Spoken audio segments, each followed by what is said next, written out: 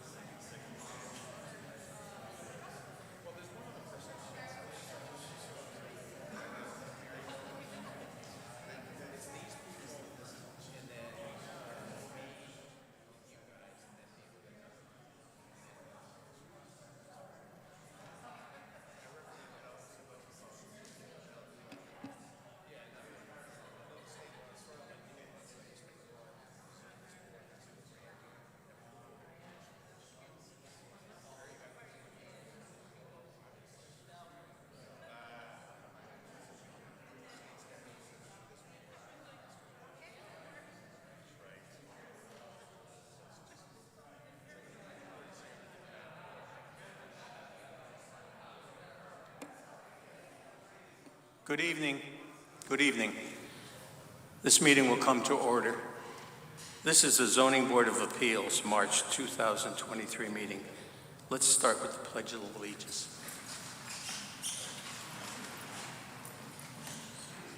Pledge allegiance to the flag of the United States of America, to the republic for which it stands, one nation, under God, indivisible, with liberty and justice.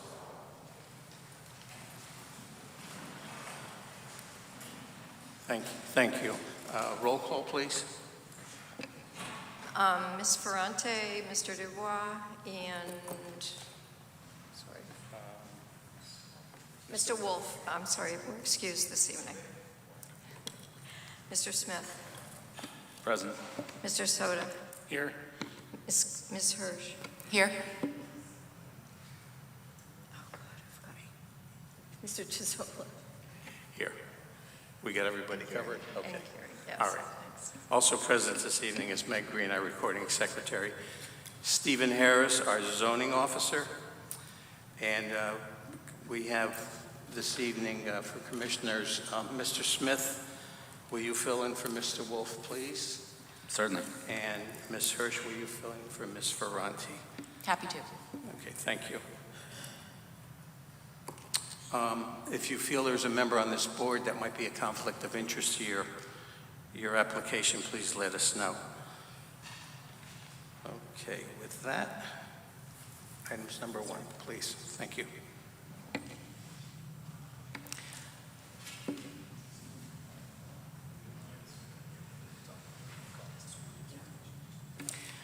First agenda item, 143 4th Avenue, MBP 9/78/11, subdivision lot 143, George F. Martleton Esquire for Brian Bannon, appellant, 141 4th Avenue, appeal the decision in accordance with the provisions of section 9.2.1 regarding decision to issue certify a lot per 6.4.1 per request of June 3rd, 2022.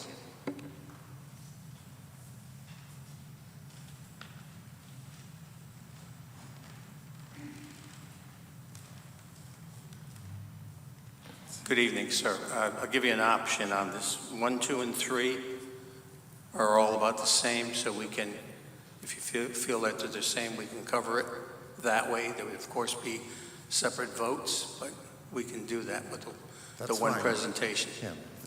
if that's okay with you. No, that is perfectly okay. Okay. Because it is the same issue. All right, thank you. Members of the board, I'm George Martelon, attorney in Milford, offices at 183 Broad Street. And I come before the board this evening representing Mr. Bannon to discuss really the future of what was 143 4th Avenue and the recent certifications that were issued by the zoning enforcement officer with regards to the 3 lots, 143, 144, and 145. Now, these lots stem from a zoning, or not a zoning map, a map that was originally created in 1899 and then amended in 1901, well before the implementation of zoning in Milford, and laid out the basic framework for the Laurel Beach area. At the time, they were just lots shown on a map. Over time, the property became used as a single-family residence known as 143 4th Avenue that had dimensions of 8,947 square feet with 82.2 frontage in feet and 100-foot frontage on Milford Point Road. So this has not only involved the existing plotted maps, but is also a corner lot. And based on the fact that this is an R10 zone, came very close to conforming with the existing R10 requirements in that it had more than 70-foot frontage and it had a depth of 100 feet. So for all intents and purposes, ever since the area was upgraded in zoning in the late 50s and the early 60s, this lot conformed to the R10 requirements.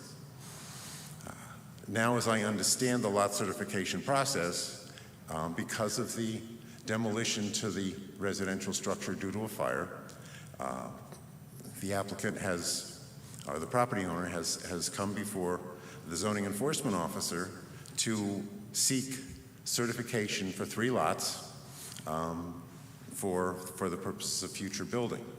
Lot 143, as shown on the original map, was 28 by 100. Lot 144 on the original map was shown as 26 by 100. And lot 145 on the original map was shown as 26 by 100. So that in terms of what you're dealing with, they are very small pieces of property. But at the time that they were acquired by a past owner and a house was constructed on it, it was set up in such a way that it did conform with the R10 zone. The objection that my client has to the current situation, the current lot certification, is based on the fact that a number of the policies that are outlined in the zoning regulations are not adhered to or may be directly violated by the action of the zoning enforcement officer. The first I would direct the board's attention to is zoning regulations section 1.1.3. It states in that section that one of the purposes of zoning regulations is to minimize non-conforming lots in a built-up area. I think everyone who is familiar with Laurel Beach would consider it a very built-up area. And the fact that there has been a conforming lot at this location of 143 4th Avenue would thereby require under that policy that it be preserved and not divided in thirds and create 3 non-conforming lots. Certainly the zoning policy is in your regulations do not really would not permit that. Section 2.5.4 states that no zoning permit shall be erected of a building for the erection of a building shall be issued for the building or the lot created unless the building and the lot comply with all provisions of the regulations. In creating these three lot certifications, the ability of the current owner to comply with the regulations is really beyond my understanding. With the three lots being 26 to 28 feet wide and 100 feet long, under Section 3141, you have the possibility of an 8-foot wide house, 50 feet long, with a total footprint of about 400 square feet. The zoning regulations call for a minimum residential structure of being 625 square feet. So I don't understand how it can be envisioned in the future use of this property that it would be allowed to be that far under the residential requirements. There's no way within these three lots that you can configure a residential structure of 625 feet. And that's not addressing the fact that one of the lots is a corner lot, which would mean that and if you take that into consideration, the corner lot requiring a 25-foot setback on both sides would make it virtually impossible to build anything on that third lot. So it's, under the existing regulations, if that third lot is maintained as a separate and distinct lot based on the certification, it's unbuildable because you can't configure a house on that third lot that makes any. It's just I can't see how you can do it. The final argument or position that I want to present to the board is the fact that the certification was clearly issued under 6.4.1, the regulations state that it allows permits to be issued for a permitted use on which does not meet current standards for lot area or width of a particular zone in which the lot is located if. And the prerequisites, the four prerequisites that are lined up in the regulation, all must be met for a 641 certification to be issued. And just let me review with the board those provisions. First one, the present owner or prior owner did not illegally create the non-conforming lot, and the lot was legal sized when created. Now, because all three lots pre-exist zoning, then that issue really is not pertinent. Number two, the present owner or predecessor in title, as determined by an attorney, does not own any land adjacent to such lot, since the lot was caused to become non-conforming by virtue of a revised zoning regulation. Based on my understanding, the last time there was a revised zoning regulation that affected this specific lot in the zoning of the parcel was back in the early 60s. It's always been R10 ever since, and there's been no change. The owners of lots 143, 144, and 145 have been the same and have been held by one entity since the 1940s. So that I don't understand how that condition is met. It's clear to me that there has been, for the last 80 years, an owner of the property that owned all three lots, and as such, it really forces me to question as to how anyone could say that there was no adjoining land available for any of the three lots to be combined. If you approach each lot as an individual lot, they've always been held together as one piece of property, 80 by 100. So the absence of any adjoining land is, I have to seriously question, because I just don't understand how you get there. The third requirement, all yard setback, coverage, and other zoning requirements can be met, and further provided the owner presents satisfactory evidence of compliance. I've already addressed that. I do not see how in the establishment of these three distinct lots that you can meet the yard and setback and coverage requirements of 6141, or 3141, I'm sorry.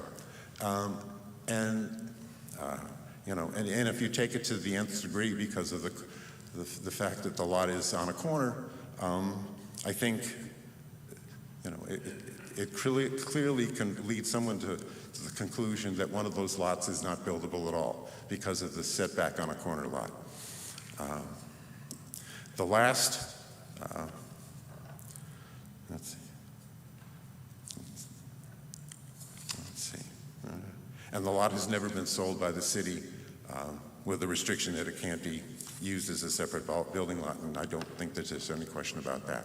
So in two of the four requirements of 6141, I do not see how the qualification is obtained. It's on that basis then that my client, the appellant, objects to the granting of the lot certification and would ask this board to overturn it. Go ahead, Mr. Soto. Attorney Mardeline, you stated that there was about 8,900 square feet on the lot, Yes, sir. and it's an R10 zone. How is it not a non-conforming lot? You said it was Well, conforming. because it has a minimum of 70-foot frontage. But even though it doesn't meet the square footage? Well, you get to pick and choose. So that if you go in with an application that has at least 70 feet of frontage, clearly this lot existed before an R10 zone was ever put on it. But if you were to do that today, I think that the zoning office would be disposed to approve it because you meet the parameters of the overall area. Stephen, is that correct? Is that a conforming lot? I will give the board my presentation when the applicant's done. Any other questions for Mr. Martellone? No? Or is there anyone else speaking on this? Please come forward.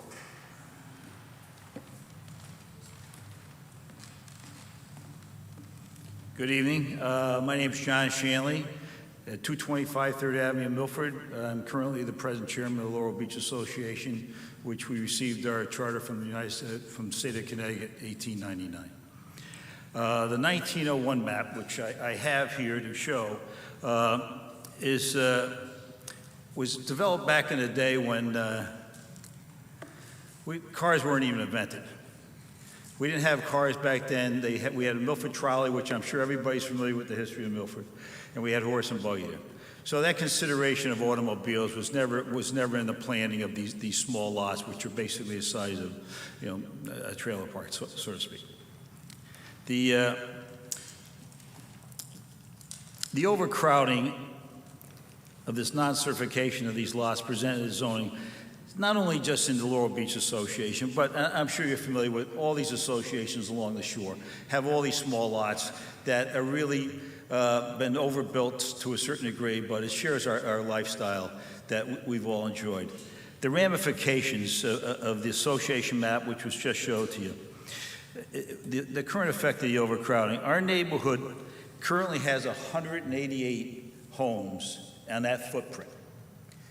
And as an overall picture, if we assume this map on the 1901 and you can start splitting these lots up, our footprint would grow, our footprint would stay the same, but the housing would increase to 331 homes from the 188 homes, if you added up all those individual lots from 1901. The issue here, in addition to the overcrowding and the lifestyle changes, is really a public issue, is a public safety issue, is my concern. We've worked diligently with the Milford Police Department and the traffic division here because of the parking issues and because of the traffic speeding issues. We've had signs put up. We've had the speeding marked there. We've talked to the police officers. They put on extra shifts in the morning and night, for the speeding and that. It's just a big issue throughout the city of Milford, not just our association. But as you get down to the end, to the beach area down there, it's pretty significant. The specific parcel that we're talking here is on a very dangerous S-curve on the corner of Milford Point Road and 4th Avenue. If you come down there, it's really a blind curve that you come out into this 4th Avenue there, which is a school stop for the public school, grammar schools. There. So when you come down that, you're going to hit right into a bus line there. We had to have an accident when they were doing these cables there. People came down and hit. So it's right there on the corner. There is no sidewalks. There is no curving at all. There is no board to walk on the other side. It's really a safety issue. And then that should be considered. No guardrails, someone should say. And so a lot of the children in our neighborhood and the members need that pathway. They have to walk across that to get up to the events that we have up the street there. So they have to walk at night, take their bicycles and that. So if you put more houses there and more cars there, more people are going to have to move out to the center of that street to get around the parking. And parking is just a major issue. So I wish you consider a safety issue. And additionally, our children, our West Shore Middle School is just up the road for us. And our children in that neighborhood are walkers. They're classified as walkers. So during daylight saving time and under daylight savings time, they have to take that path to go up there. And I've talked to the police department. We're trying to put some smoke lines on there, fog lines, on there.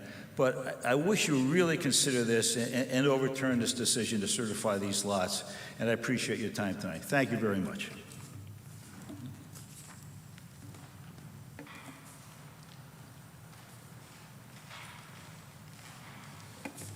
My name is Paul Healy. I've been a resident of Milford just about all my life. Lived in Laurel Beach. We need your address, please. What was that, sir? 1A Seaview Avenue, Unit 3, Laurel Sands Condominium, which is it's a condominium association within the geographic boundaries of the Laurel Beach Association. And I'm obviously served on the Board of Managers at 2 different times for the Laurel Beach Association, and it's a great place to live and a good community. We're looking to maintain the infrastructure that we currently have, the density that's there. And I wanted to bring to the board one particular matter where I live currently. This is the condo documents for the Laurel Beach Laurel Sands Condominium Association. So we're an association within the geographical boundaries of Laurel Beach and within the geographical boundaries, obviously, of the city of Milford. And a quick look.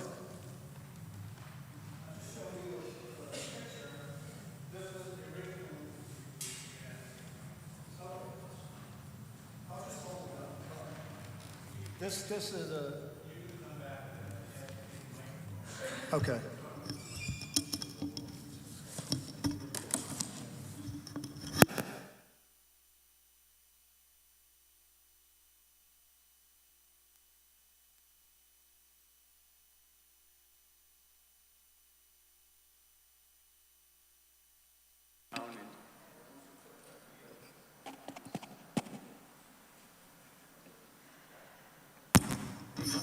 There we go. Okay.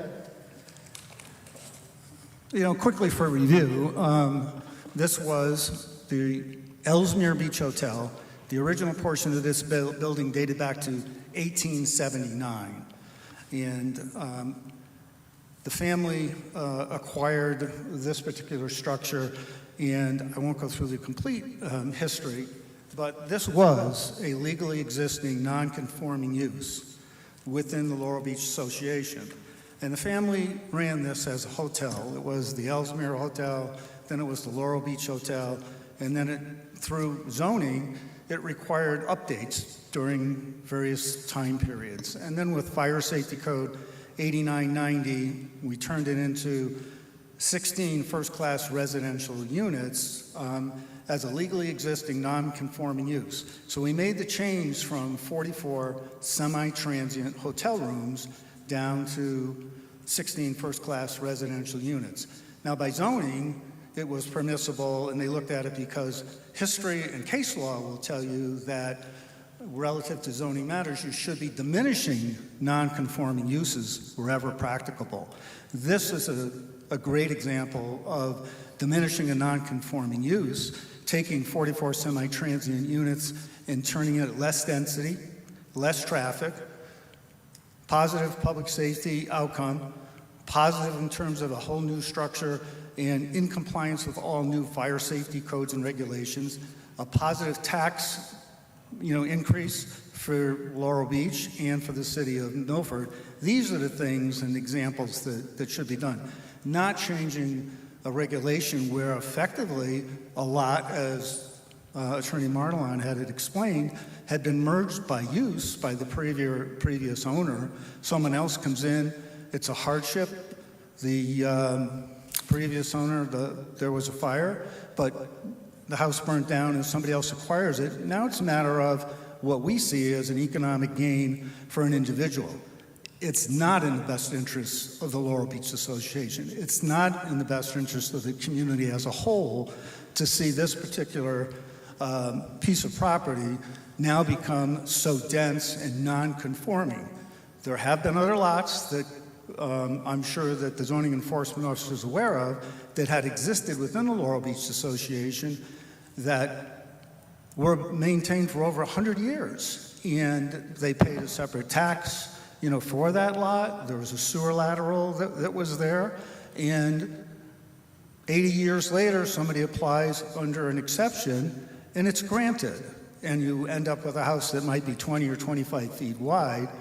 That I can understand, because history shows that lot existed throughout that whole time period.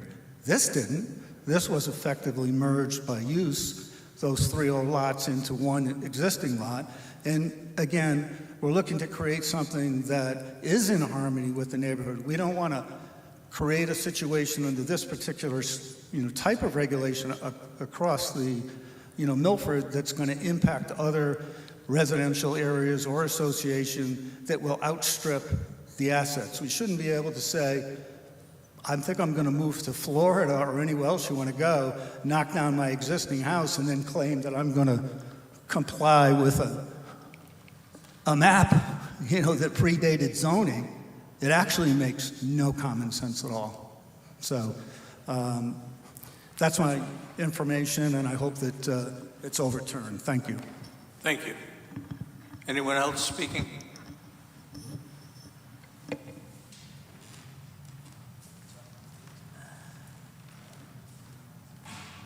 Hello. My name is Theodora DeRosa, and I live directly across the street from 143 4th Ave at 159 4th Ave, along with my husband and our 2 young children. In fact, my husband and I were 2 of the 4 people who pulled Alcine out of her house that day when the house burnt down, attempting to save her life. Every morning at 8 a.m., there are 10 children who are at the bus stop at the top of 3rd Ave, just a few yards down from the lot we're discussing. They range in age from 8 to 4 and are all best friends. Us parents are all best friends. Our weekends are filled with birthday parties and get-togethers and making lifelong memories. Every day at that bus stop, and multiple times every day while I'm home, people come around that 4th Ave corner at impossible speeds. The number of times that I have been nearly rear-ended as I'm pulling into my street is countless. In short, that corner is already dangerous. To add more than one house on that lot, which would require more than one driveway, is irresponsible and dangerous. It's dangerous not only to the people who are driving, it's dangerous to our entire community. It's dangerous for the kids who want to cross the street to their friends' houses. It's dangerous for those of us who walk our dogs. And it's dangerous to those 10 kids at the bus stop. I urge you to prevent more than one house being built at 143 4th Ave. Thank you. Thank you. Anyone else speaking?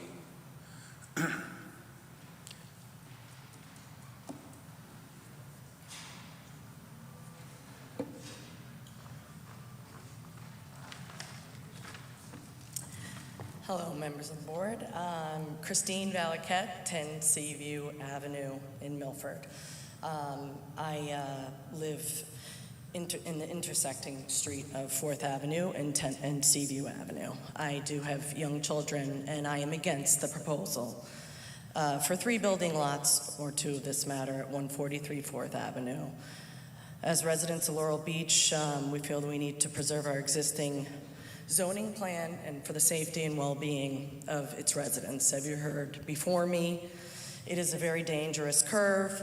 There are no sidewalks. These homes' driveway, the aprons, they're gonna intersect into an extremely, extremely narrow position. It's a blind corner, and I urge you please not to set a precedence for the rest of the community. Thank you.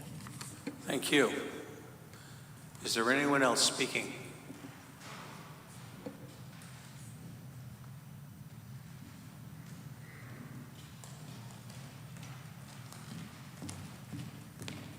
Hi. Elissa Brown, 219 2nd Avenue. I think you've heard the stories from my neighbors. I've raised my daughter there since she was born.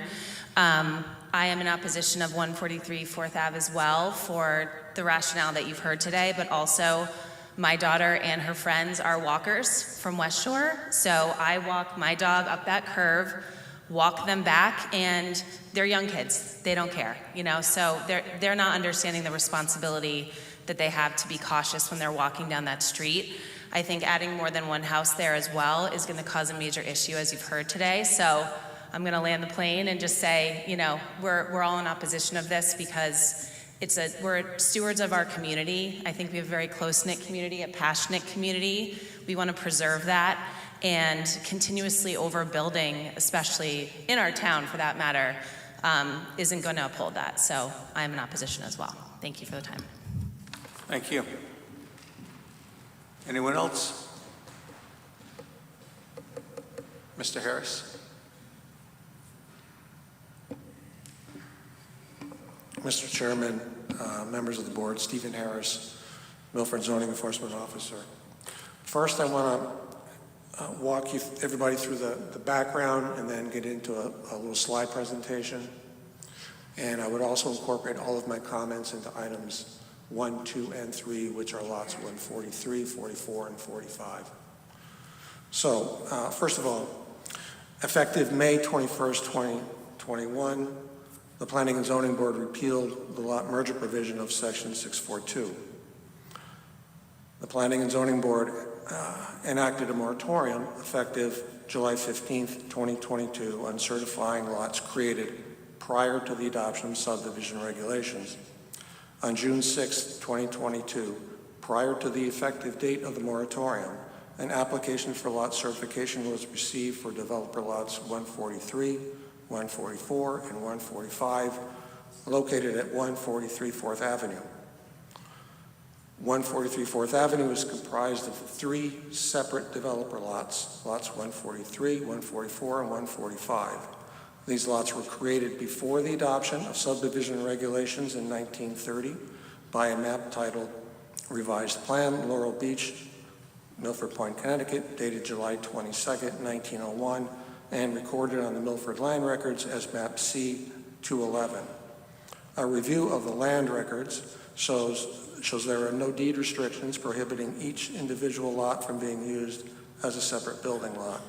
A review of city records shows that these 3 developer lots were never consolidated into one lot.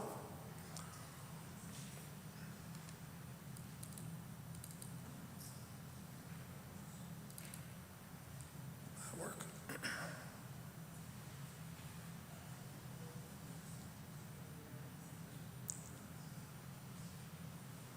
Okay, so there's the first slide.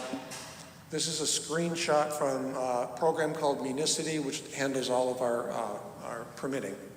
So this is the screenshot of the application, and it shows the application date of June 3rd, 2022, and it's for lot consolidation and lot line adjustment. Second, this is map C211, which again was received on June 3rd, 2022. This is the larger area map. Here's a close-up, a closer up of lots 143, 44, and 45. There's a recording date. And these are the 3 lots in question. Here's the road goes up and around like that. There's the title of the map. There's the recording date. This is a letter from the attorney of the property owner certifying that the lots are not encumbered, meaning they can be developed. This is a copy of a deed which transferred these properties, and these are the meets and bounds descriptions, and it describes the boundary around lot 143. So here's the GIS map. So this red line is the boundary around 143 4th Avenue, and inside this boundary are actually those 3 separate lots you saw earlier. So unless these lots have been consolidated into one parcel and filed on the land records, they remain 3 separate lots forever and ever and ever. So if I were to buy this lot tomorrow, I'm not just buying 143, I'm buying the 3 lots that comprise 143 4th Avenue. So the heart of this matter is, are these lots of record? And the answer to that is yes, they are. They were created in 1901, prior to the adoption of subdivision regulations. The issue isn't whether they can be developed or whether there's a traffic safety problems. The only matter before the board is whether these are legal lots of record, and they are, because they appear on a map that's filed with the city clerk's office.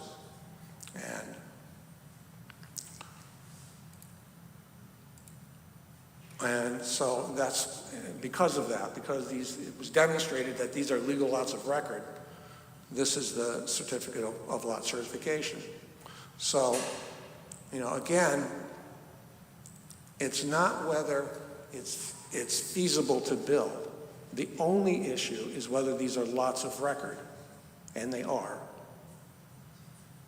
I'd be happy to answer any questions. Go ahead, Mr. Stephen, the deed you showed there, I didn't get a chance to read it, but does the deed indicate there's 3 lots? Or is it just the measurements for one big lot? I'm going to go back.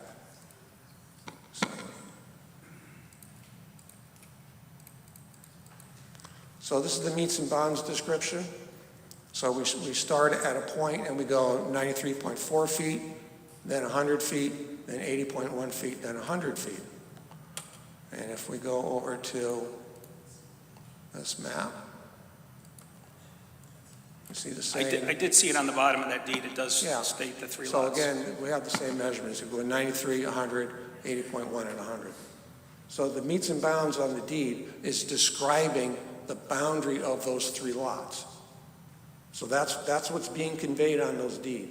This red line is being conveyed on those deeds, and inside the red line are lots. Let's get back over to here. Are lots 143, 44, and 45. So that's what that deed conveys. So someone bought this land, but this land is 3 developer lots. 3 legal lots of record. They've never been consolidated. When you're buying and selling these lots, there was a house here, and under the old merger rules, the lots would have been merged, but the merger rule was repealed.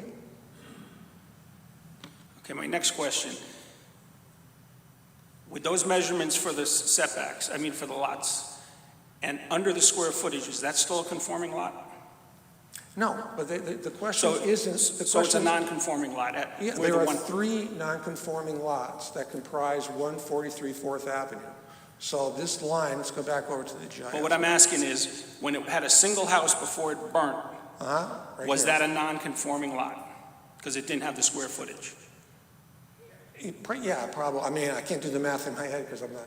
Well, 8,900 square feet in an R10 zone, Yeah, I think it's a non-conforming lot. Yes, well, Okay. it's a non-conforming area, but you have to remember, this is not just one lot. We see things on these maps and we commonly assume, oh, it's just one lot. That's just a boundary. This red line is a boundary of ownership that the assessor drew around lots 143, 144, and 145.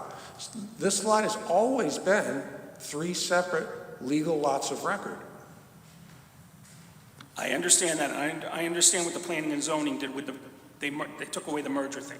But then, answer me this question. You got 6.2.6, restoration of legal non-conforming uses. And then it says, any building, structure, or portion thereof containing a legal non-conforming, which is, that house was before it burnt, use, which has been destroyed or damaged by fire, explosion, act of God, or other casualty, may be restored and continued as a non-conforming use. So why wouldn't that come into play and they could build back one single-family house? Section 6 of the regulations is divided into how we treat non-conforming uses, such as a factory in a residential zone, non-conforming structures, meaning a house is built 2 inches from the lot line when it's supposed to be set back 10 feet, and non-conforming lots, meaning the lot doesn't meet the minimum size, depth, or width. Well, isn't that what we have So here? section 6.2 concerns non-conforming uses. So the use, if you look at the map here, where this house was, all right, the use is residential. That conforms to the regulations because it's a residential use in a residential zone.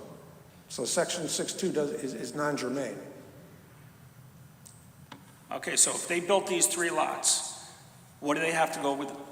Are they using the R10 setbacks? They would have to build to the R10. And what's the setback for? They would have to build to the R10 What's the standard. side yard setback for R10? Is it 10 and 10 or 10 and 5? 10 and 10 on the sides. So if these are 26 foot, they would be limited to a 16-foot wide house. It's all speculation. What the owner wants to do with these lots is a speculation that the board really can't entertain, because the issue before the board is, are these lots of record? I understand that. But would they also have to meet the front yard setback for the corner lot? Yes, it would have 2 front yards. I have a question. Hold on, Mr. Cruzado. Go ahead. Thank you. Stephen, if you can go back to your 1901 map, and I have it pulled up on my screen. Mine is colored. It's the version that was on the public site for everyone to view. Wait a second.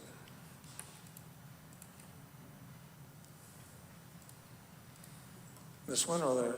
I mean, that's a good version as well. So my question to you is, Stephen, the lots that are adjacent to 143, 144, 145 on that street, including across the street, seem to be about the same size. Mm-hmm. Would you agree with that? Yeah. And there are This is also, the original subdivision map. got it. And there are also lots in that, on that map, in that same area, that are larger from that 1901 plan. Again, if you're looking at the assessor's maps, you will see the boundary of ownership. So for instance, lots 141 and 142 may comprise all of 141 Fourth Avenue. So again, all of these lots that you see, let's go back up one more.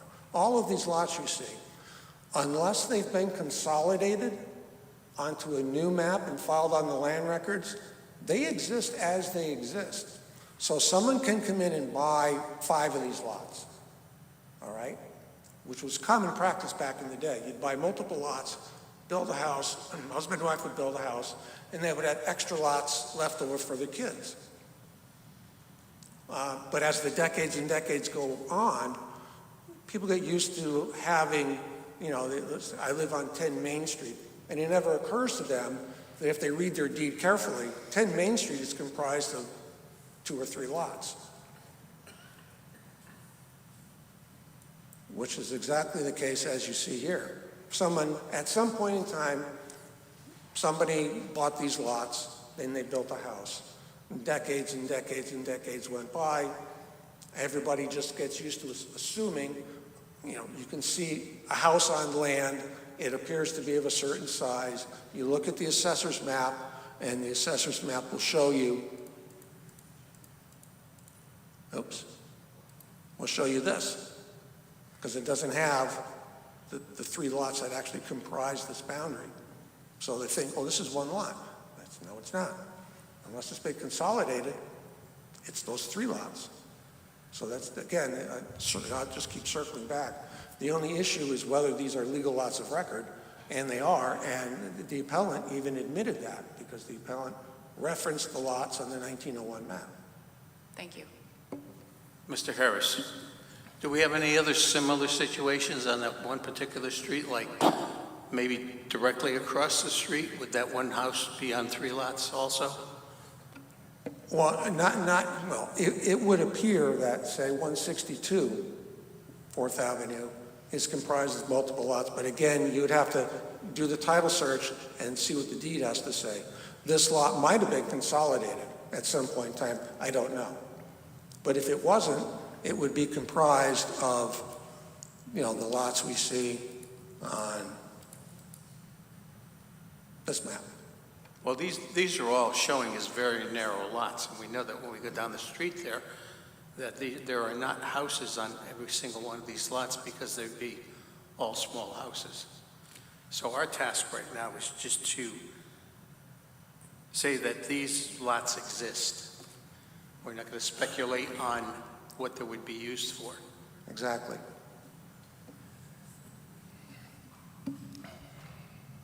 Any other questions for Mr. Harris? None? Go ahead, Mr. Crusaden. What can you offer us? Thank you, Mr. Tazzola. Kevin Crusaden. My office is at 3 Lafayette Street. I represent the property owner, AR Housing LLC. Excuse me. Representative Sachan Anand is here with me tonight.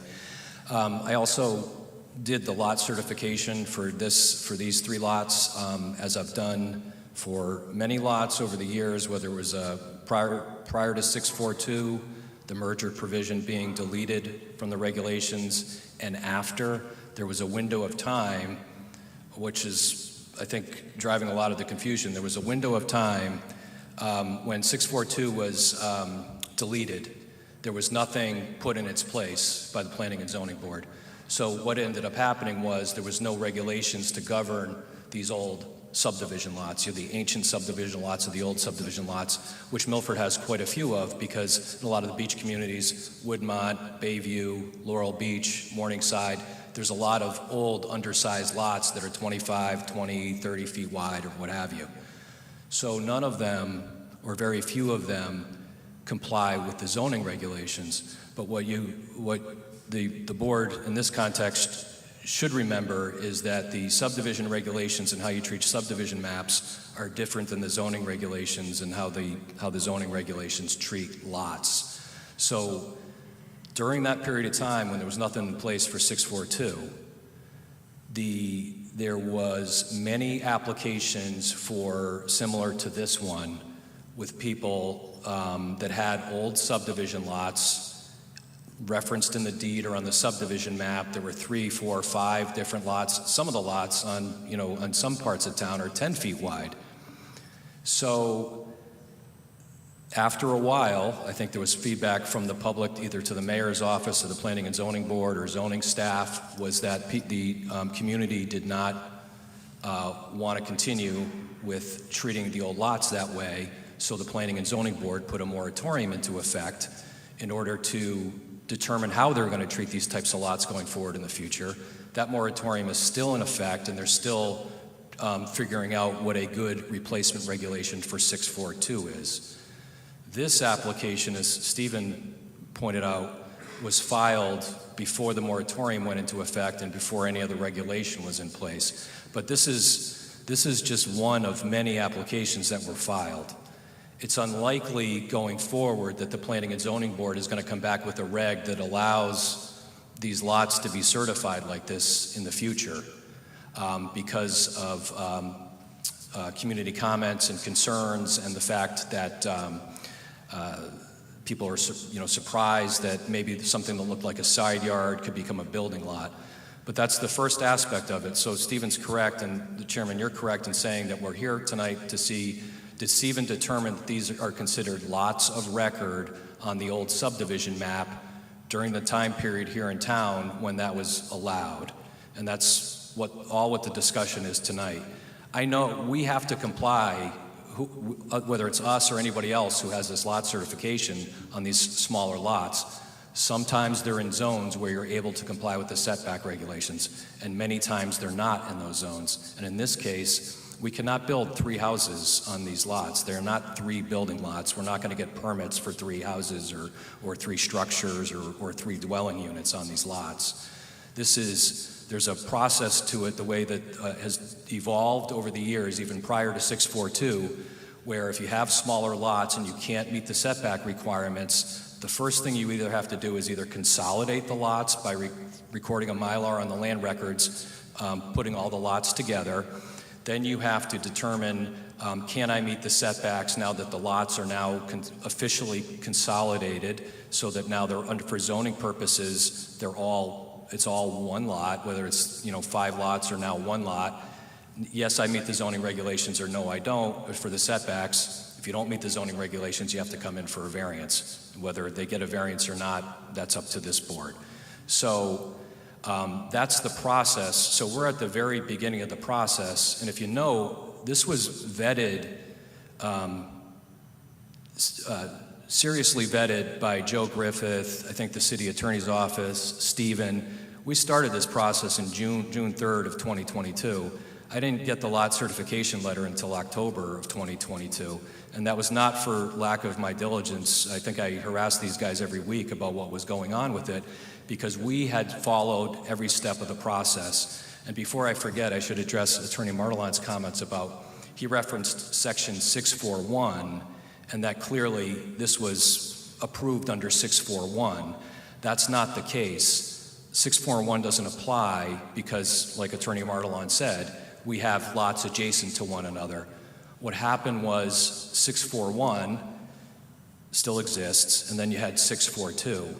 So a statute was cut in half, and so one part of it didn't necessarily make sense anymore, while the other part was completely gone or removed. So the application form that staff created references 6.4.1 on the bottom of it, which is that request for lot certification with the City of Milford Planning and Zoning Office symbol on it. And down at the bottom it says meets 641 or does not meet, and it has a little signature for Stephen Harris. That's not how the approval came. We got a separate approval letter from Stephen dated October 2022 that said, I've researched these lots and I determined these to be a lot of record. He doesn't reference 6.4.1 at all. So the basis of this appeal, that it's not in compliance with 6.4.1, it starts with a faulty premise. It was never approved under, either applied for or approved under 6.4.1. So we've taken all of the necessary steps. I've done this with many different lots. Many land use attorneys in town have done it with many, the same application process. This is a well understood process, at least with the staff here and the attorneys that are practicing in this area. So I think that basically covers it. I mean, I'm happy to answer any questions. Mr. Soda, the deed, it has the meets and bounds legal description, but then it also references the 3 lots, 143, 144, and 145. So we went through this whole process and worked with staff for the lot certification.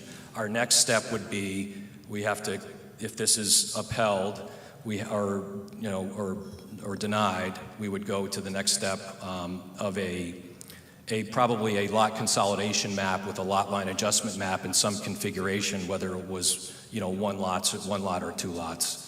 But that's that's a different discussion. That's a planning and zoning discussion about the,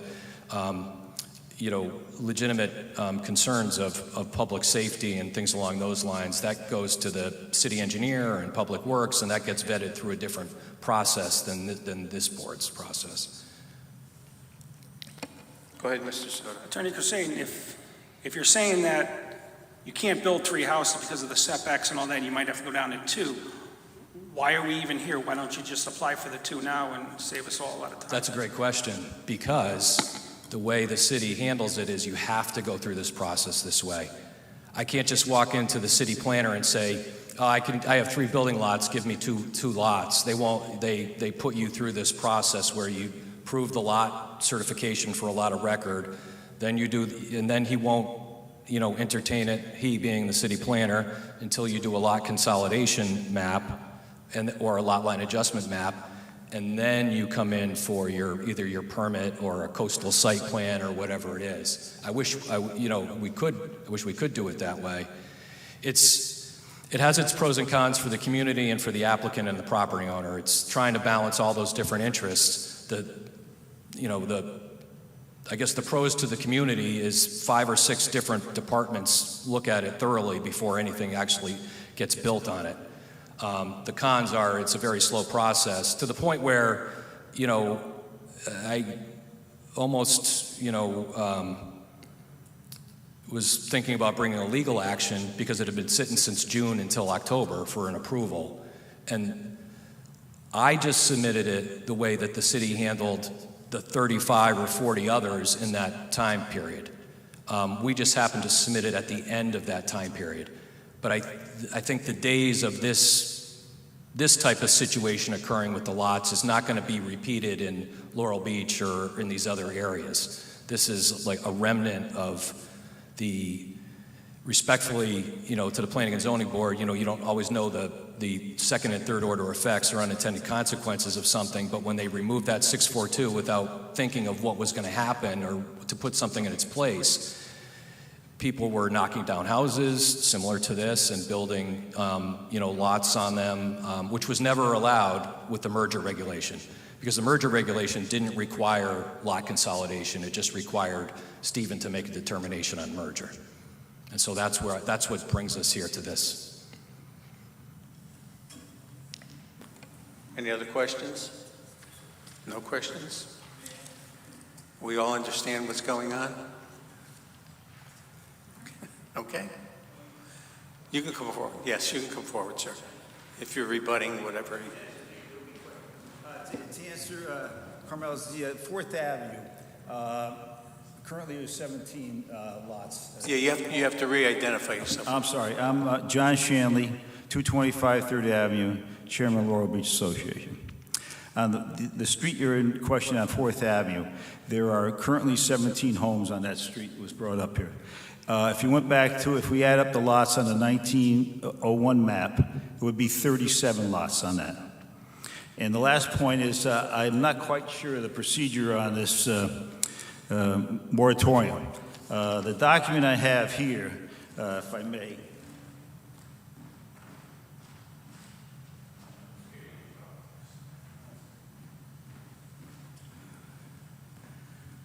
on 6.41 was the application that the planning zoning department. I think he had already addressed the 6.41. It's not on I don't know where he adjusted it because it's not on the file.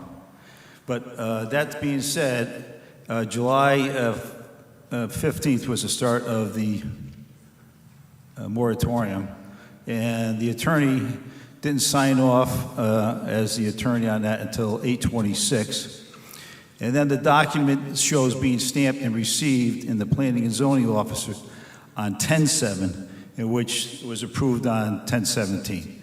So I'm not familiar with how the procedure goes when someone puts in a moratorium and things can happen. I don't know if whether someone puts a reservation in and can cancel it or what the process is, but just a document there with the dates on it, I don't understand. But thank you. Mr. Chairman. Did you have something to say, Mr. Harris? I can answer it because I Sure, filed go it. ahead. Sorry, for the record, Kevin Crusaden. So because of the new moratorium that was being put into place, and this was, in, I guess, municipal terms, everything was rapidly evolving quickly. The regulation was, 6.4.2 was deleted.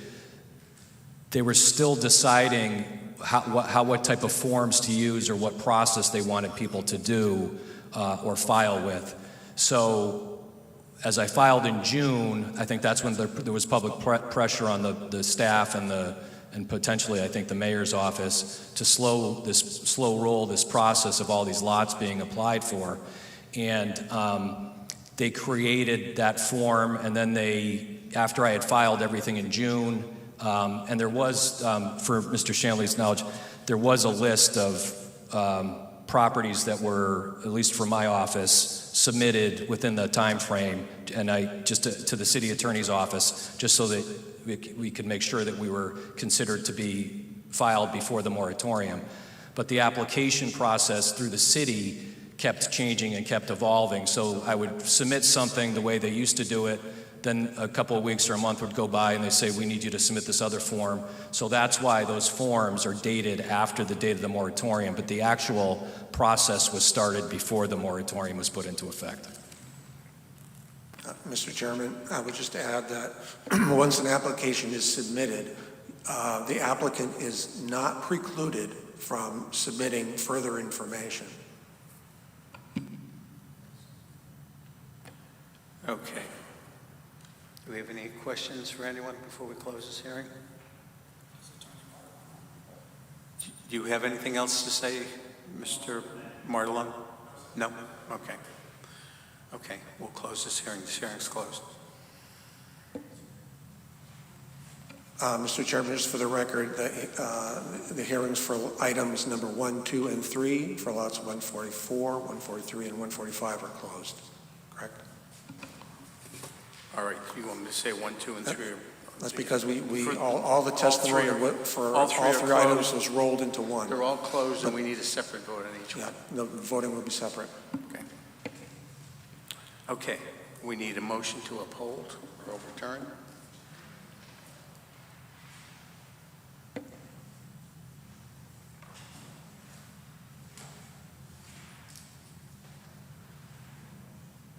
Motion to uphold the decision of the zoning enforcement officer. Seconded. We have a motion to uphold and a second on the motion. Discussion?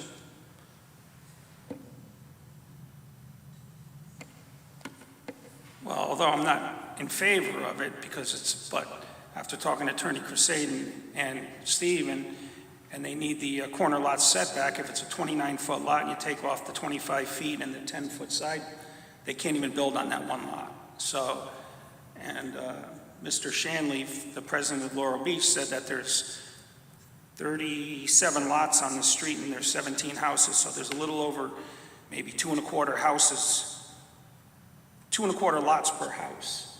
So, I mean, it looks like they could probably build 2 houses on this area without variances. I think the ZEO was clear that this is a legal issue, and whether these lots are legal, considering the history of how they came to be. So while the community, of course, is concerned about what's actually going to go there, I think speculating about that at this point is premature.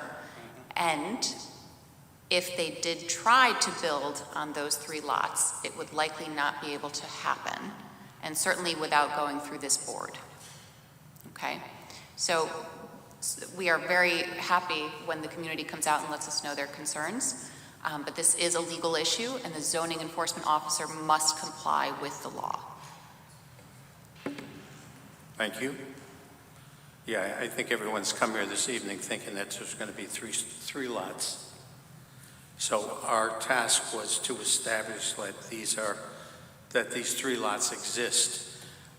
To speculate on what's going to become of them at this point, we don't know. So with that, we'll take a vote. If we have a motion to uphold, we'll do 143, item number 1 first. Mr. Smith? We have a motion to uphold, and we have a second. One vote. We'll do number 1. Application number 1. Mr. Chairman, it's 3 votes, so you should vote for item 1, then item 2, then item 3. Want to do it all together that way? Okay. And that's better, just do them one at a time. Yes. Yeah. Yeah. We're doing number with the 1. motion. With the motion. Mr. With the motion. Ms. Hirsch? With the motion. I'm with the motion. That's item number 1. Item number 2, Mr. Smith? With the motion. Mr. Soto? With the motion. Mr. Chairman, there has to be actual motion and a second for each item. New motion for item number 2. Please. A motion to uphold the ZEO's decision regarding item number 2. Seconded. We have a motion to uphold, and we have a second. Mr. Smith? With Item the number 2. With the motion. Mr. Soto? With the motion. Ms. Hirsch? With the motion. Mr. Montano? With the motion. I'm with the motion. Item number 3. Motion to uphold the ZEO's decision regarding item number 3. Seconded. We have a motion to uphold, and we have a second on the motion. Mr. Montano? So moved. Ms. Hirsch? With the motion. Mr. Soto? With the motion. Mr. Smith? With the motion. I'm with the motion. Uphold.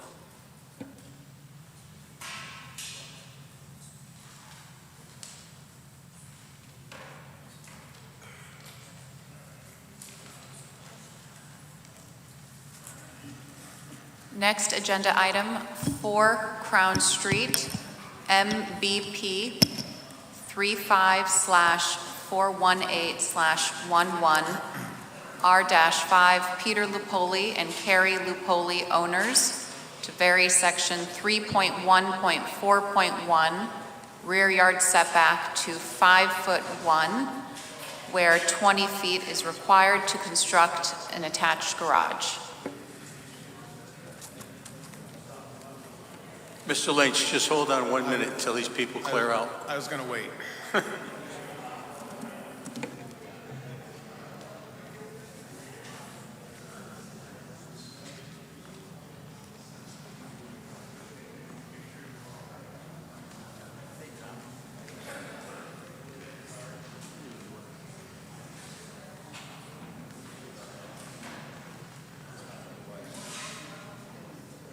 You took the words right out of my mouth. I was going to say that. Who was that?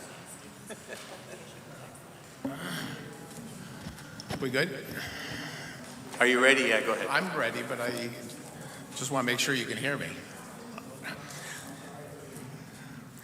All right, Mr. Chairman, good evening. Just for the record, my name is Thomas Lynch. I'm an attorney with the law firm of Lynch, Trimbicki, and Boynton. And, Hold on. and I'll wait for a minute.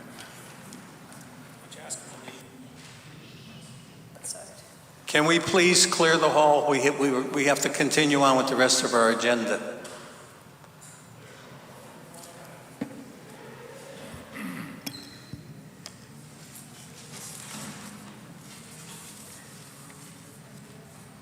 Okay, Mr. Lynch, it's all yours again. All right, thank you so much. So just for the record, I'm here with my clients, Peter and Carrie Lupoli, who are seated in the front row behind me. Carrie and Peter are the owners of the property at 4 Crown Street. I think you're familiar with this application. It was on your agenda in January. The board denied the application. There was board comment relative to the size of the garage, the height of the ceiling in the proposed garage, the fact that the plans that were submitted to you called for a bathroom and a bedroom and a office, all to be located on the second floor of that garage. So after that denial, Peter and Carrie came to see me, and I made some suggestions to them based upon the comments that the board made. And I'm happy to say that I think they did a fine job in going back to their architect and revising the plans. The concerns of the board and of a couple of the neighbors in the area were the fact that this could be a veiled situation where a second accessory dwelling unit could possibly be located on this garage. The size and breadth of the elevation where the dormer is and the roof line. So Stephen has up on the map the survey. The footprint of the garage has not changed. So the application before you tonight is similar in nature to the application that was made in January. It is to vary the rear yard setback from 20 feet to 5.1 feet provided for the attached garage. And my first comment in referencing the survey is the fact that if this was an accessory garage, if it was an accessory building, the setback would basically be the same. You'd be some 4 feet off of the line. So the mere fact that there's a breezeway to attach the garage brings in the larger setback requirement of 341. But again, it's the same distance basically from the rear line that would be a detached garage. So if, Stephen, if you can go to the second submission that we gave to you. When I appeared, or I didn't appear before you at your February meeting, I did submit a letter and request that the board waive the 6-month wait to come back with revised plans. My clients greatly appreciate the fact that you granted that request so that we can be here tonight. So that in my letter to you back in February, the new elevation is shown here, and there's actually a comparison that was given to you at the February meeting which showed the first request versus this one. So I don't see the first request up on the screen, but you can see the nature of the garage. Instead of 2 double-hung windows that were shown on the original plan, there's only 1, and the entire roof line has basically been cut in half. If you see the dormer out the side on this one, the prior plan had the roof line going completely across the garage. So with that, we've revised the plans. I think clearly because of the size of the lot, the fact that it's located on a corner between Crown Street and East Broadway, I think that this creates a hardship. There's really no other location on the parcel for the garage to be located. And I think that it blends nicely with the revised plans that they've done to their house. So with that, I'd ask that you consider this and grant this request. Questions from Attorney Lynch? Any questions? Mr. Soto? Attorney Lynch, I wasn't here for the January meeting, but what's the height of the garage inside to the ceiling? It was 8 feet straight across. Now it slopes down to 6. No. The first floor of the garage where you park the cars. Because I see you have the doors. Oh, I'm sorry. I thought you meant the roof, the height in the interior. Yeah, the interior height of the garage. Because I see you have, what size garage doors do you have? Are they 8 foot high?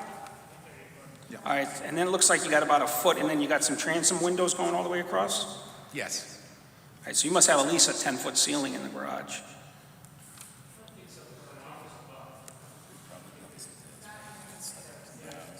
We'll see how you got the windows. 8-foot door, 9, 10.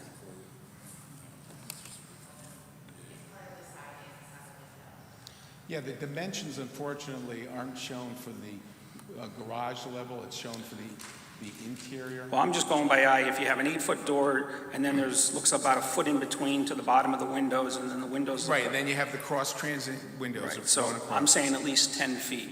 Okay. So, I mean, if you eliminated the windows, you could drop the peak down a foot and still have the same room upstairs.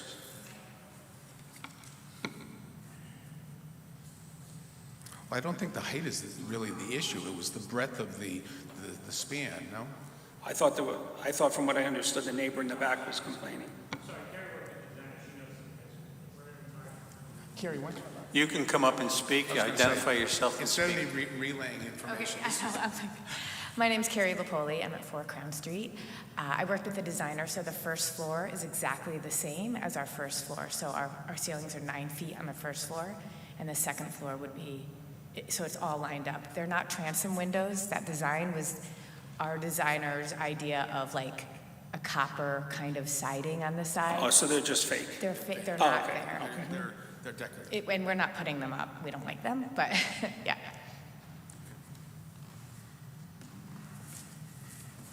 I like the word. Mr. Lynch, this, the upstairs on this is going to be, there's going to be a bathroom, heat, everything.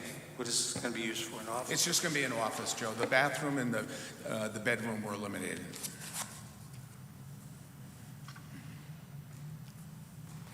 They can have all of that, Mr. Harris, because it's attached? Is that correct? Yes, it's part of the house.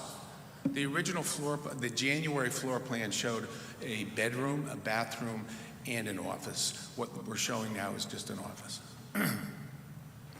Any further questions? No? Anyone else speaking in favor?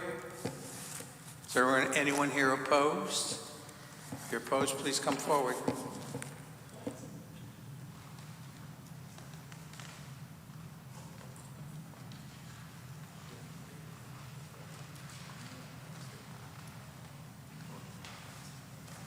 Good evening. I'm Maureen Mead, and I live at 1055 East Broadway. And it's to the side of my house is along their back, the Lupoli's backyard.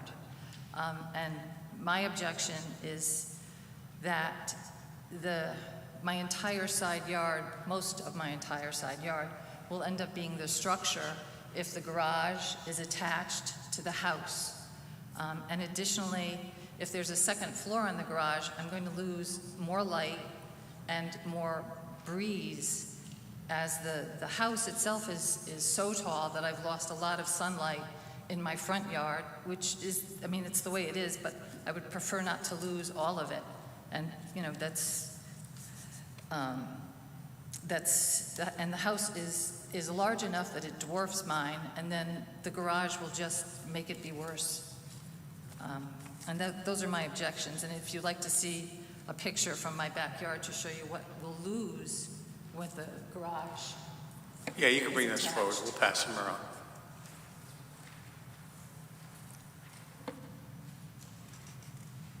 And that's from my backyard looking toward where the garage would be. And the existing garage you can see now in that picture. Okay, we have a question. Go ahead. Sure. Ma'am, thank you for coming to speak today. Were you at the January meeting as well? Yes. If I recall. And do you remember the plans at that time had almost the entire structure connected to the home, if I recall? Yes. Right, and your concerns were similar, that it would block light and air? Yes. Have you seen the updated plans? Yes. And do you still have the same concerns? I do, because, I mean, where is it? It's not as big as the initial. It will still block a sizable amount of light, and we'll lose any view of Crown Street that we have from our backyard. It does look like the garage that was there, and I don't know if it's been knocked down since. No, it's still there. Okay. Because we took that picture today. Was also blocking. There was just a little bit of a sort of alleyway between the garage and the home that gave you that access. It was a little bit longer. The house has extended beyond the original, where the older house was. So we did have a bigger view, but at least there's something. I see, okay. And this photo that you've handed up, this is the current home here and the old garage? That's the current home, and that's the garage, yes. Thank you. Thank you. Any other questions? Gentlemen, any questions? No? Okay, is there Well, anyone I'm just, else? Go ahead. just looking at the picture, and I mean, it's gonna, if you look at the hip roof over here, over the front door, you know, it's gonna be about 2 feet above that, so it's gonna be about the top of that tree there, would be the peak, about where my thumb is. So it is quite a bit higher. Are you opposed, sir? Do you want to say something? Yeah, Excuse me, my name is Ed Mead. I've been living in that house for 30-something years, 1055 East Broadway. And this house has come in as completely kind of overwhelmed our house in terms of size. I don't know if that's legal or not. I was understanding they did have to follow the previous footprint. It does not follow the previous footprint. Then you add a garage. It seems excessive to be 2 stories. To have the garage, they said they needed more room for cars, but they don't need more height for cars. And you also mentioned last time that this should have been known when the original filing was made. That when they made the claim that they didn't realize how the thing had been deteriorated, they had to insert this in. So I also like to bring that up because you did mention it last time. Okay, this fully blocks the whole side of our house. And it's much dramatic than previous. We had a view of Crown Street, and I thought it was a pretty considerable view of Crown Street.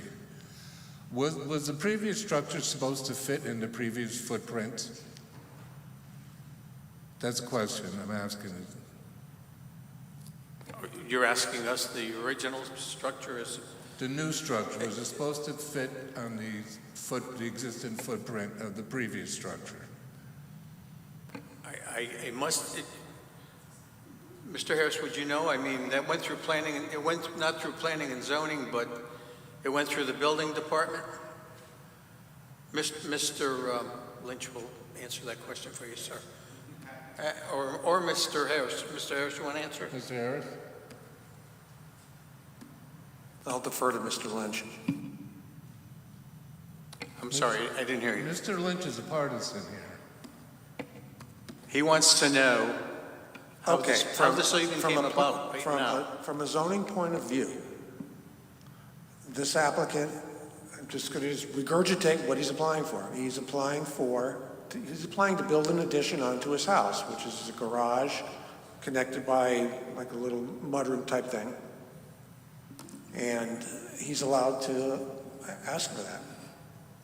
The new house that was built, this gentleman is asking how that came about. Okay, all right, we'll let Mr. Lynch answer. So you don't know if... He's going to answer the question for you, sir. Stephen, could you zoom in on that so we can see the whole footprint of the house and everything? The house that's built there right now, it never came before this board. All I know is that all of a sudden there's the house, and it is enormous. I got to agree with that. So your point is they're asking for even more right now. Yes. And I know you, in looking at the house, that your house is dwarfed behind it. So we can also see your point on that. Another point I want to make, I was under the understanding that there had to be the existing footprint, the exact dimensions, because all of this came after zoning, and they're all non-conforming. It is probably it has to be on the original. Mr. Lynch will tell us, okay, because he's going to also tell us right now how it came about. Mr. Lynch represents the people who are putting in the house. Absolutely, yes, he is. All right. If you would just give him the opportunity to come up and speak. Go ahead, Mr. Lynch. Thank you, Mr. Chairman. I just want to note for the record that the 2 speakers both reside in the same residence, so it's not like we had 2 homeowners here tonight. That's point number 1. Point number 2, the renovated house built completely on the prior footprint. No change whatsoever. The prior house was built on the footprint. Secondly, the roof line was reduced on this amended plan. The house is attached. It's attached by a 4-foot breezeway, and that's it. If we didn't have the 4-foot breezeway, which accommodates my client's ability to get into the garage, go up the stairs, and use the home office, especially in winter, going outside and then going up an exterior stairway to the home office, we have a 4-foot breezeway. And if we didn't have an attached garage, we wouldn't even be here. All right, so I think it's a strong effort that my clients made to revise the plans. The comments that were made by these 2 folks behind them were listened they were listened to. They went back to the architect. The architect redid the plans. The main complaint, both by the neighbors and the comments coming from the board, was the size and the breadth of the second floor of the garage. It's been greatly reduced. And also, any veiled thought that the upstairs or the second level of the garage was going to be used as a second dwelling unit is non-existent. So again, we think that we've done our due diligence to change the plans and ask that you approve the variance. Thanks. My question to you is the original house that was there. Yes. This new house. Yes. Is this new house, because I don't remember what was there, and this never came before this board, so evidently they didn't need any variances. But the overall height of the house must have been increased, because in looking at the picture here, we have 3 stories.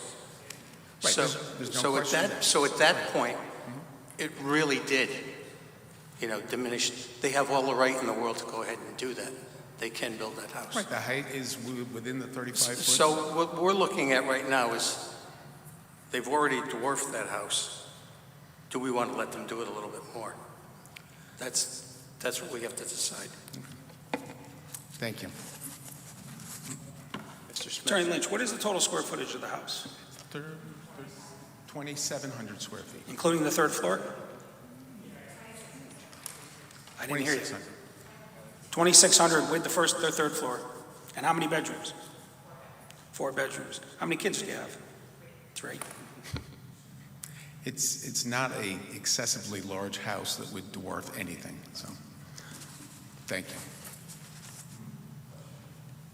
Attorney Lynch, wait, sorry, quick question. Reading through the variance request and then also trying to remember back last session and I just want to drill down on what you articulated before. So if it wasn't for the breezeway, there would be a variance request. Correct. And on the previous plans, if there wasn't a breezeway with a larger garage, would there be a variance request? The height would have been a problem because if it was an accessory structure, Okay. you're limited to 15 feet. Okay. It seems like I appreciate working with the board, and also it seems like your client is trying to accommodate requests of neighbors, even though if they remove the breezeway, they wouldn't be here at all. I believe so, but that's up to you. Well, they would need a height variance. Not on this plan, on the previous plan. On this plan, you would need a No, height variance, you still need it on this. but that's not the request in front of us. It's just a setback We request, not a don't height need a variance. height Because variance. it's attached to the Because house. it's attached to the house. It's attached to the house. If it wasn't attached, you need a height variance, correct? Correct, yeah. And I would advise them that they would not have a very good chance of getting that, so. Thank you. Any other questions? Anyone else in opposition? Mr. Chairman, there was an email submitted in opposition. All right, do we have an email for? It's Do you want to read on it? the website. I can, hang on a second. Stephen, can you bring it up on the website? Stephen? Can you connect to the website and just? Do you want it? Okay, Mike has it. No, it's Stephen. Carmina has it. Okay, thank you. Okay. All right, this is a letter, email letter in opposition. All right, this is from Stephen Wing, W-I-N-G, 26 Crown Street, Milford, Connecticut, dated March 13th, 2023, to the Zoning Board of Appeals. Dear members of the board, my opinion about avoiding variances in this tight neighborhood stand. Please see my letter of January 10th, newly resubmitted with today's date. Also, from looking at the applicant's plans for a 2-story garage, the structure will surely further decrease the flow of air and light to the neighboring property to the north and east, 1055 East Broadway. There is an existing 2-car garage on the property now. I do not see a hardship in this case. The prior letter that is now redated March 13th, 2023 states as follows. Dear members of the board, in the 40-plus years we have lived in this neighborhood, and this is also from Stephen Wing, reiterating his January letter, In the 40-plus years we have lived in this neighborhood, there have been several applications for variances from the rules of the zone. These include 31 Trumbull Avenue, Griebel, 12 Crown Street, Colucci, and 13 Trumbull Ave, Canoart. I apologize if I mispronounced. These applications were not approved, and the owners were still able to proceed with projects that met their needs and the rules of the zone. In this tight neighborhood, development doesn't need to get any tighter. Please consider this in your deliberations of the application before you. And he includes 2 photos as well. Okay, thank you. We had no other questions, so this hearing's closed. Oh, wait, we need a motion to approve.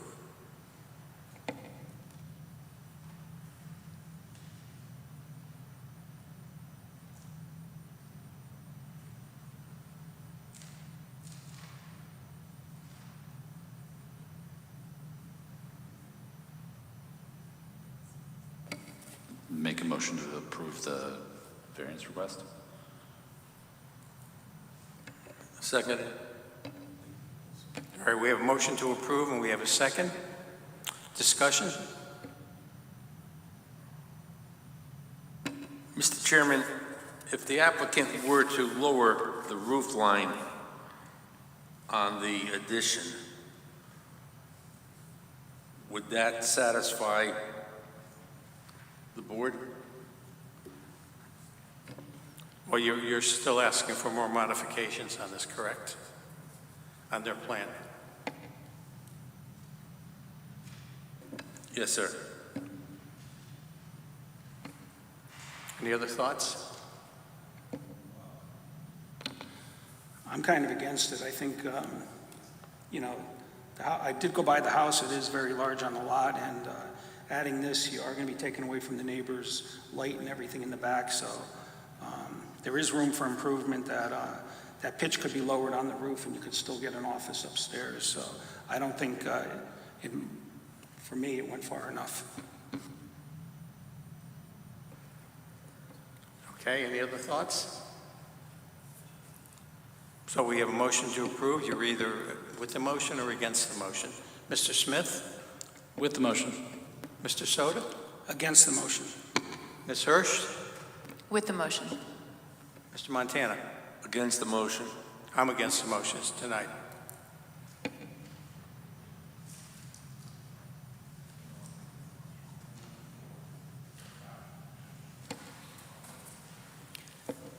Agenda item number 5, 143-163 Boston Post Road, MBP 43/23/2314 to 15 CDD/1, Thomas Lynch Esquire for EAB Trust Milford LLC, request for approval of location in accordance with section 9.2.4 of the MZR for a new car dealer.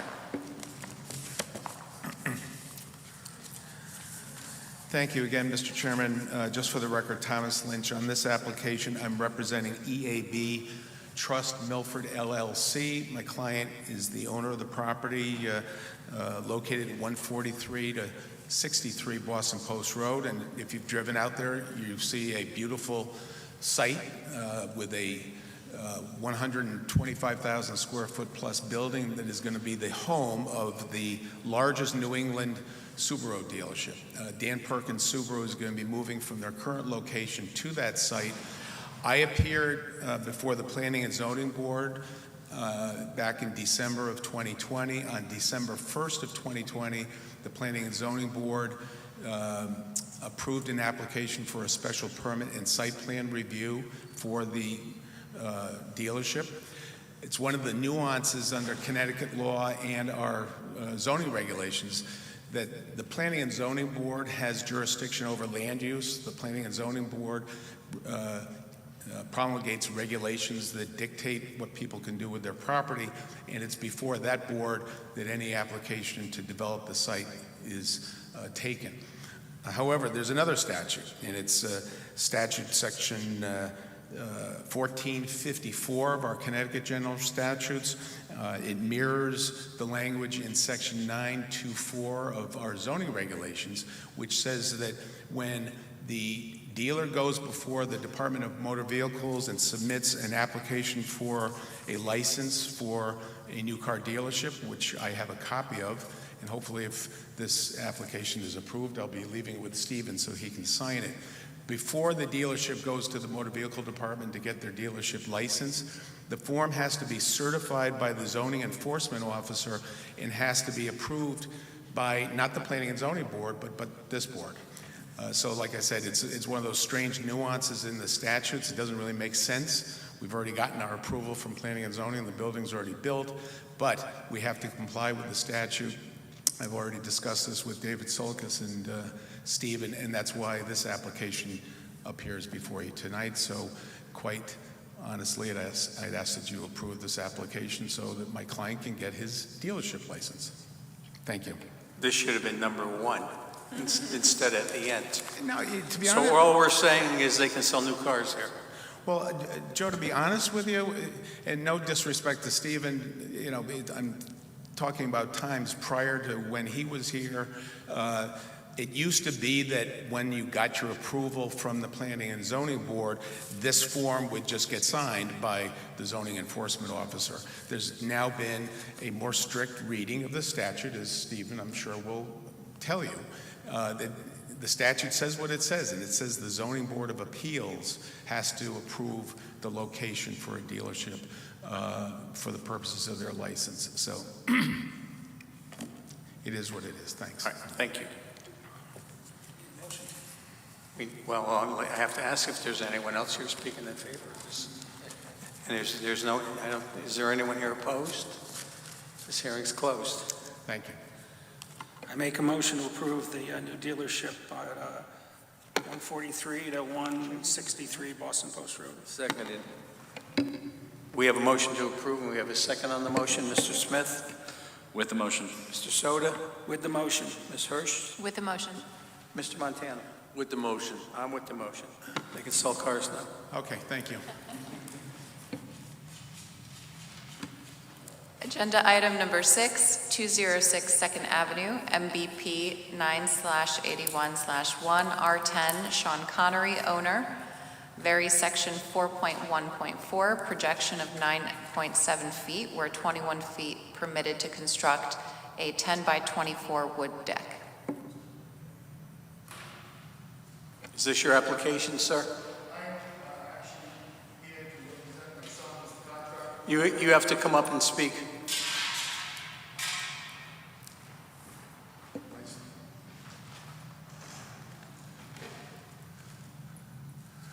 My son is the contractor on the project, but he got caught in that snowstorm. He's stuck in New York. Okay, so he we asked me to need come down your here. name and your address. My name is William Doyle. And what he's proposing to do. My name is William Doyle, 539 Plains Road, Milford, Connecticut.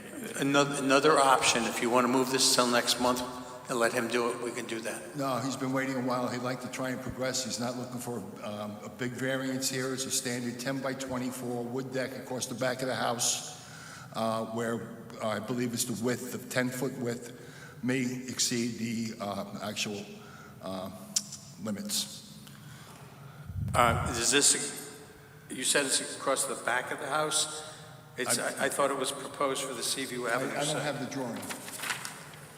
All right, so it's on the Mr. Chairman, if you look at the screen or your paper map, this is stippled area. This is the deck they're building, and it's on the Seaview frontage. It's a corner lot, so Second Avenue. So the side of the Seaview. house. Okay. So here's the distance. They're asking for 9.7 feet, and they have to be 21 feet, which is way back here. So this is where they're building.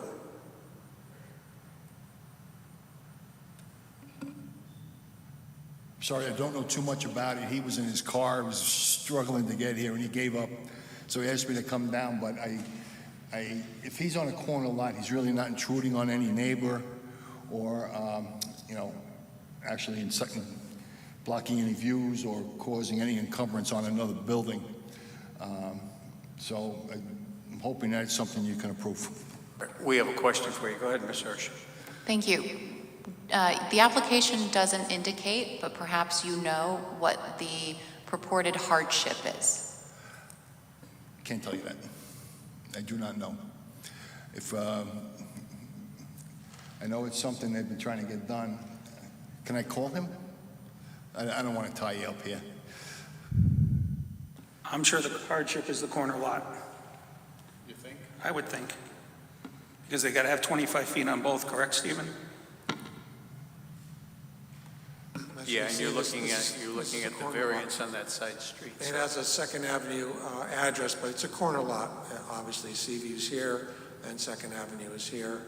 The lot, let me back this map up.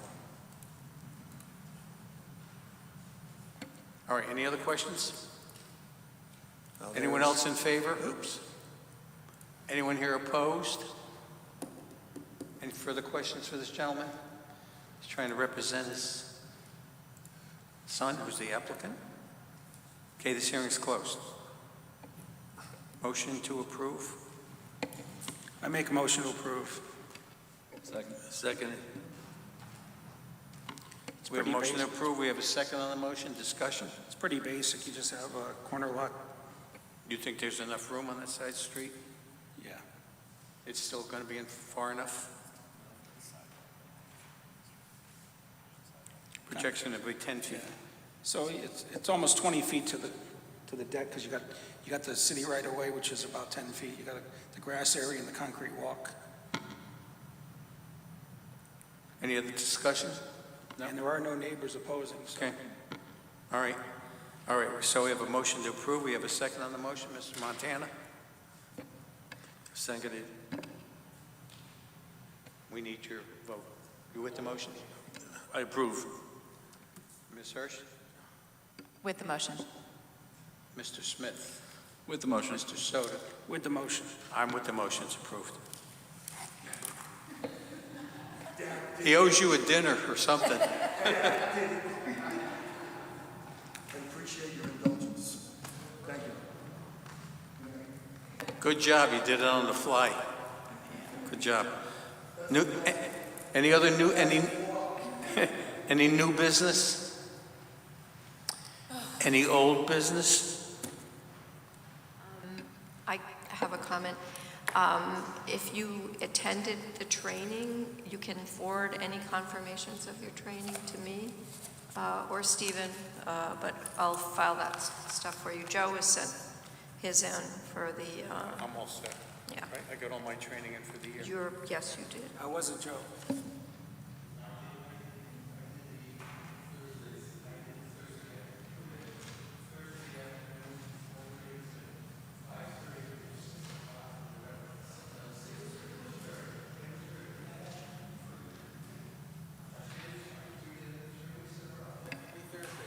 Did you go to this weekend one? Did you? Okay. Let me know when there's more. You're all set. Okay. You're all set. Okay. Staff update? Any staff updates? What do we have for hearings for next month? We have one, 35 Thompson. Right. There's another one. Another appeal for 94 Edgewater Place. So you have 2 hearings for next month already? Okay. Any other business? Mr. Chairman, Yes. on the 94 Edgewater, I'll be reclusing myself, being the owner of said property. Thank you. Thank you for bringing it to our attention. Any other business? No? Approval of the minutes from last month? We read them. We're all in favor? Aye. All in favor? Aye. Opposed? None? Okay. Motion to adjourn. Thank you. This meeting is adjourned.